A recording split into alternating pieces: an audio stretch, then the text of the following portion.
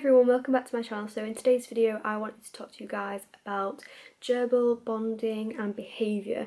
I kind of wanted to do a few videos on this topic because it is quite in depth, and if I was to include everything in this one video it would probably go on forever, so we're going to cut it down short. And in today's video I'm going to be talking specifically about how to bond gerbils, and there's a lot of misconceptions about it.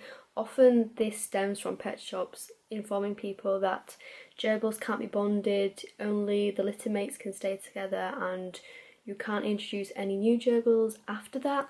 However, this is actually a big misconception and that is actually not true, and if you follow the right steps and you have lots of good information to follow, then it can be successful. Gerbils, they can fight until death, and that is a fact, just to get that out there. However, this should not put you off trying. If you have a single gerbil who has lost their cage mate, it's definitely more than possible to bond them with a new gerbil, and it's actually not all that difficult, but you just have to be aware of the potential things that can go wrong and how to avoid those.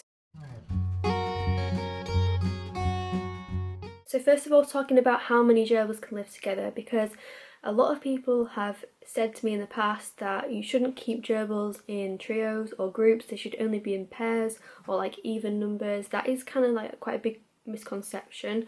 So basically, even a pair of gerbils can fight, even a pair of gerbils who have been litter mates can fight. It is really down to the personalities of the animals at the end of the day.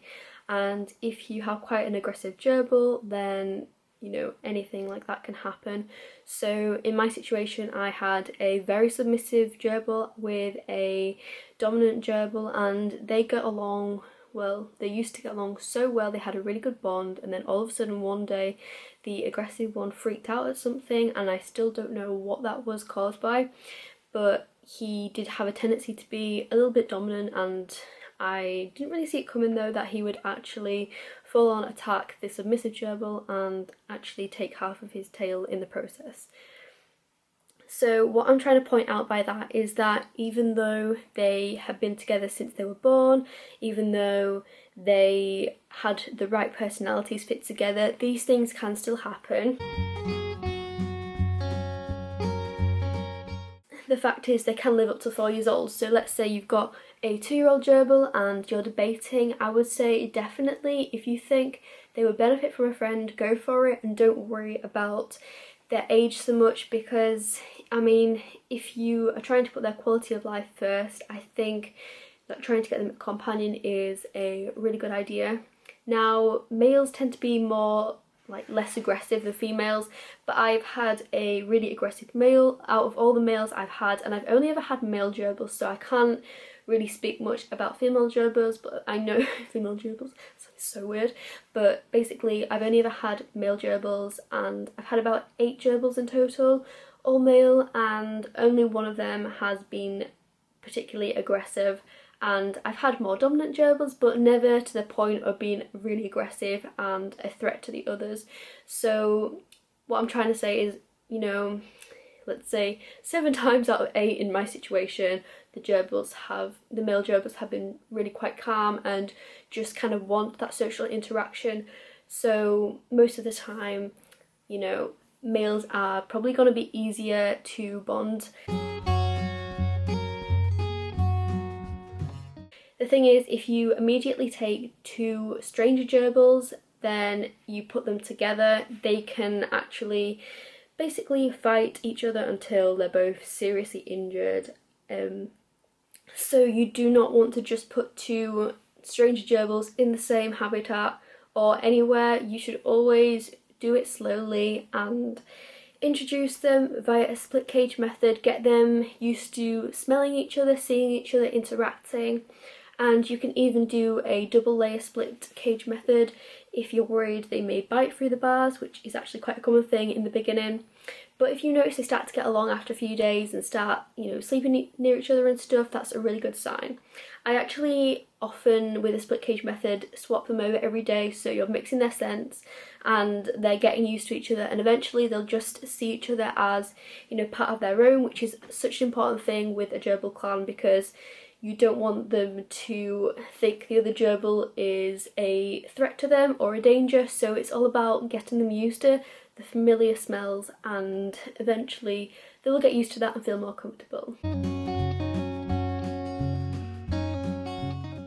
So if all goes well and they do seem to be getting along via the split cage, then you may want to introduce them. Normally this takes at least 2 weeks for them to have been living next to each other because it is quite a big deal for them.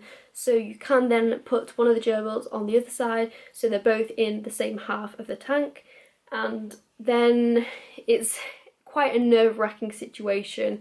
I am always very skeptical and I don't like to watch so much, but I feel I have to be there all the time in case something goes wrong. So, I mean, there are some behaviours which you can expect, and quite dominant behaviours in the beginning is very normal, but if there's any signs of any biting or really aggressive behaviour which could put the gerbil in danger, I would say separate them, put them back in the split cage, maybe wait a few more weeks, and if you're willing to give it another go, maybe do that. But generally things like tackling them, and if they're chasing each other around, and just generally, you know, sniffing and stuff like that, those are all quite normal behaviours and not much of a cause for concern. I wouldn't get too worried about those behaviours.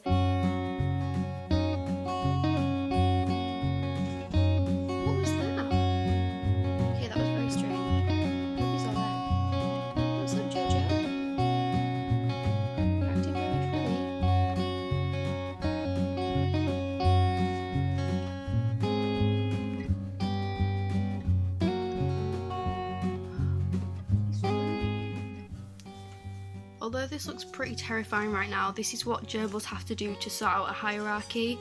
This is exactly what happened when I put Milo in, and it's terrifying to watch it back again if I'm honest, but you just gotta see how it goes and not quickly separate them unless it's really, really serious fighting.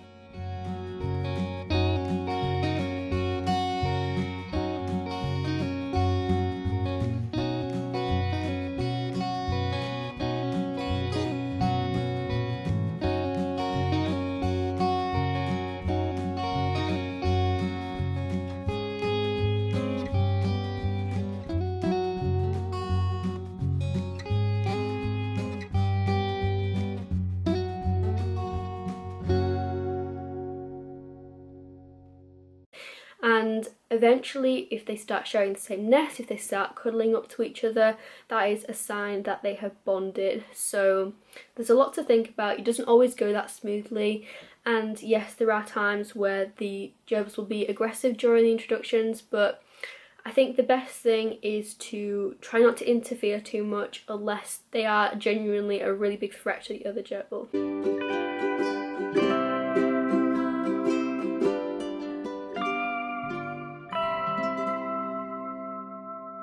Bond the adult gerbil with a much younger gerbil, because this generally sorts out the hierarchy by having a more dominant one and a more submissive one. You can also do one adult to another adult, but this can be a little more tricky, but definitely possible. So again, it's all about doing it slowly, doing it through a split cage, getting them used to each other over time, and it may work. So you can also introduce one gerbil to a couple or even a group of gerbils. I find that if you're wanting to introduce a single gerbil to a group of gerbils, it is tricky if the group of gerbils are fully grown. So what I think the reason why I had such success with bonding this group of gerbils is because I basically had an adult submissive gerbil and a group of young gerbils who hadn't quite grown up fully yet. They were still in the growing process, so they hadn't really established that hierarchy as such, and it just worked really well. I will link below the page I have on my website if you want to look into this more. I have a detailed page about how to bond gerbils and all the stages, because I know this is quite a lot of information to take in at one time. So yeah, hopefully this video has helped you, and I will see you guys soon. Bye!